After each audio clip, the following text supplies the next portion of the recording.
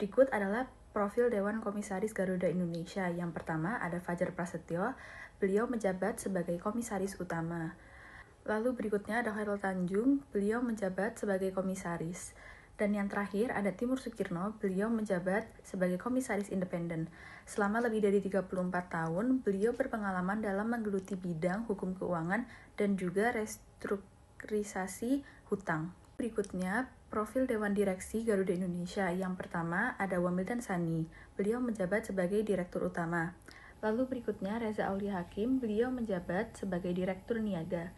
Lalu yang ketiga ada Dhani Haikal Irawan, beliau menjabat sebagai Direktur Operasi. Yang keempat ada Mukhtaris, beliau menjabat sebagai Direktur Teknik. Dan yang terakhir ada Eksita Dino Irianto, beliau menjabat sebagai Direktur Human Capital and Corporate Service. Selanjutnya ada komposisi pemegang saham. Yang pertama ada Negara Republik Indonesia dengan tipe lebih dari 5% dengan jumlah 1 dan persentase 0%. Yang kedua ada PT Danantara Aset Manajemen Persero dengan tipe lebih dari 5% dengan jumlah 59.038.124.402 dengan persentase 64.536%. Yang ketiga ada PT Trans Airways dengan tipe lebih dari 5% dengan jumlah 7.316.798.262 dengan persentase 7.998%. Lalu yang keempat ada Khairul Tanjung dengan tipe komisaris dengan jumlah 6.424.259 dengan persentase 0,007%. Lalu ada Wamildan Sani dengan tipe direksi dengan jumlah 0 dan persentase 0%. Selanjutnya ada Reza Aulia Hakim dengan tipe direksi dengan jumlah 16.841 dengan persentase 0%.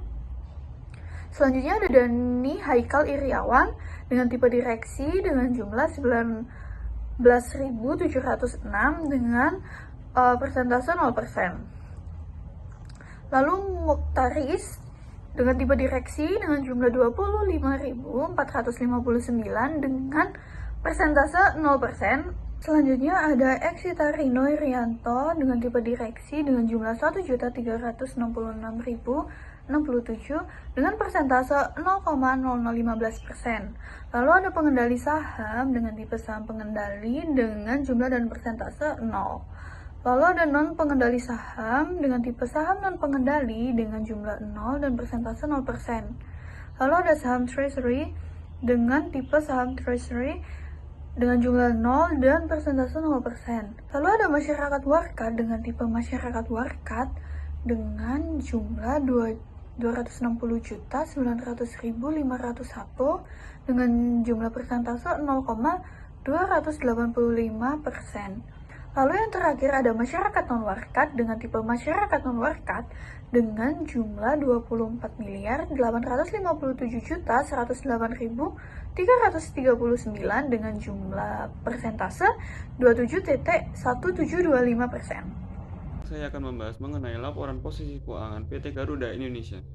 Dapat kita lihat di samping bahwa liabilitas PT Garuda Indonesia, terutama pada jangka pendek, mengalami total liabilitas yang meningkat dari 1,173 miliar US dollar menjadi 1,259 miliar US dollar. Namun, tidak dengan liabilitas jangka pendek yang menurun dari 6,797 miliar US dollar menjadi 6,628 miliar US dollar. Kemudian, pada ekuitas, tampak data yang juga suram, di mana mengalami ekuitas bernilai negatif. Dapat dilihat dari penghasilan yang menurun dibanding tahun lalu menjadi 16 juta US dollar. Serta ekuitas pemilik yang justru bernilai minus dan semakin melebar. Gap untuk menutupi nilai yang minus yakni menjadi 1,398 miliar US dollar, sehingga total ekuitas juga turun menjadi minus 1,430 miliar US dollar. Segi aset PT Garuda juga mengalami perubahan.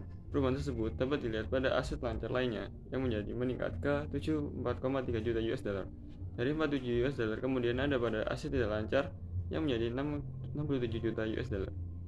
Maka jika kita hitung current ratio melalui aset lancar dibagi dengan liabilitas jangka pendek, akan didapatkan nilai 0,46 pada Maret tahun 2025.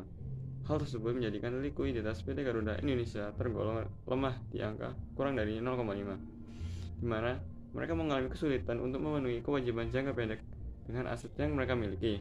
Di sini aku mau menjelaskan tentang kondisi keuangan PT Garuda Indonesia berdasarkan laporan laba rugi PT Garuda Indonesia tahun 2024. Dapat kita lihat bahwa pendapatan usaha perusahaan didominasi oleh penerbangan berjadwal. Pada tahun 2024, segmen penerbangan berjadwal mencatatkan pendapatan sebesar 2,37 triliun rupiah meningkat cukup signifikan dibandingkan tahun sebelumnya yang sebesar 1,68 triliun. Sementara itu, penerbangan tidak berjadwal juga mengalami peningkatan pendapatan dari sekitar 174 miliar rupiah di tahun sebelumnya menjadi 288 miliar rupiah di tahun 2024. Dari sisi pendapatan lainnya, Garuda Indonesia juga berhasil mencatat kontribusi sebesar 270 miliar rupiah pada tahun 2024. Secara keseluruhan, total pendapatan usaha Garuda Indonesia pada tahun 2024 mencapai 2,93 triliun rupiah, meningkat dari 2,1 triliun di tahun 2023. Tren kenaikan ini menggambarkan adanya perbaikan kondisi keuangan perusahaan, meskipun tantangan industri penerbangan seperti biaya operasional dan persaingan global tetap harus diantisipasi. Baik, selanjutnya adalah terkait laporan perubahan ekuitas per 31 Desember 2024 dan juga 2023, yang mana dalam hal ini dinyatakan dalam satuan dolar Amerika Serikat. Yang pertama adalah untuk total dari modal saham, yakni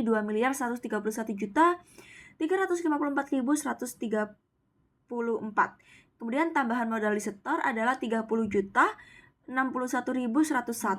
Kemudian ada pula akumulasi rugi yang dicadangkan adalah 6.081.860 dan juga akumulasi rugi yang belum dicadangkan adalah minus 2.615.148.131. Kemudian ada pula terkait penghasilan komprehensif lain. Yang pertama adalah surplus revaluasi dengan total akumulasi 221.356.478 dan juga ada pula selisih kurs karena penjabaran laporan keuangan, totalnya adalah 235.285.361. Kemudian perubahan nilai wajar investasi pada saham, totalnya adalah 1.553.159. Total penghasilan dari komprehensif lain secara keseluruhan adalah minus 15.482.042.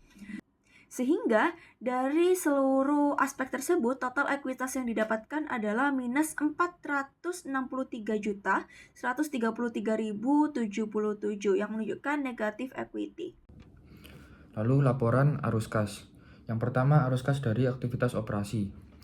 Pada tahun 2024, Garuda Indonesia menerima kas dari pelanggan sekitar 3,47 miliar USD, meningkat dibandingkan pada tahun 2023, yaitu sebesar 3,89 miliar USD, yang berarti penjualan dan layanan mengalami pertumbuhan.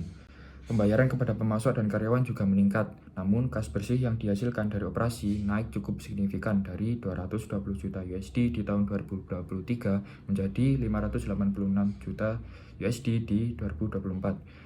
Peningkatan ini menunjukkan efisiensi operasional yang lebih baik dan arus kas masuk yang lebih kuat dari aktivitas bisnis.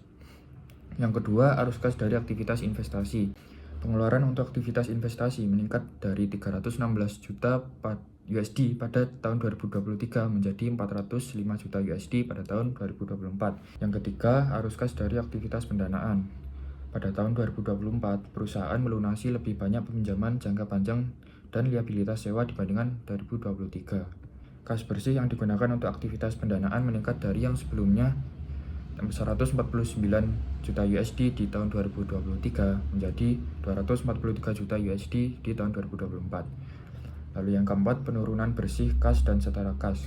Perusahaan mengalami penurunan bersih kas dan setara kas sekitar 63 juta USD pada tahun 2024. Ini merupakan perbaikan dibandingkan penurunan yang jauh lebih besar, yaitu sebesar 243 juta USD pada tahun 2023. Saldo kas akhir tahun per 31 Desember 2024 adalah 219 juta USD.